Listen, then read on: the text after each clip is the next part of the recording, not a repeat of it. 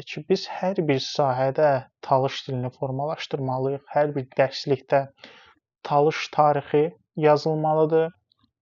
Həmçinin bu dərslik səviyyəsində talış tarixi kitabı var. Mən oxumuşam o kitabı. Çox gözəl bir kitabdır. Çox sağ olsunlar əməklərinə görə, kimin əməyi olubsa orada İranlılardan var idi. Daha çox amma burada dərslikdən söhbət gəlir. Yəni bir uşaq, bir gənc bunu necə oxuyacaq? Və daha sonra riyaziyyatın yazılmasıdır, digər fənlərin tətbiqidir və biz tədricən onlayn bir platforma yarada bilərik ki, məsəl üçün kimsə bir uşağını talış ruhunda böyütmək istəyir, Azərbaycanda yaşayır, uşağı dərsə gedə bilmir.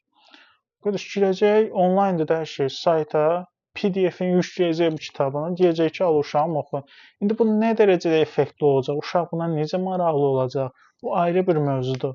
Yəni bunun da üstündə ayrıca işləmək lazımdır ki, bu insanlar üçün əlçatımlı və maraqlı olsun.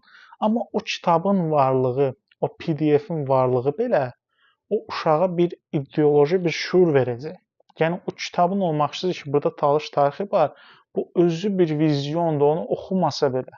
Yəni o bəlkə də açacaq o kitabı və ya da kompüterdə açacaq, baxacaq 2-3 dənə şeyə, bağlayacaq, bir də oxumayacaq onu. Amma özü bir vizyondur ki, Azərbaycandakı bütün kitablar oxunur. Azərbaycanda bütün dərsliklər oxunurmu? Amma bir vizyondur, bir vizyon. Məsələn, uşaq bilir ki, Azərbaycan dili var, Azərbaycanda riyaziyyat var, tarix var.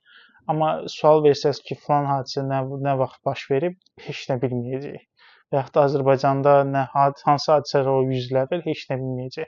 Amma o vizyonu beynində daşıyacaq. Burada da məsələ vizyon məsələsidir.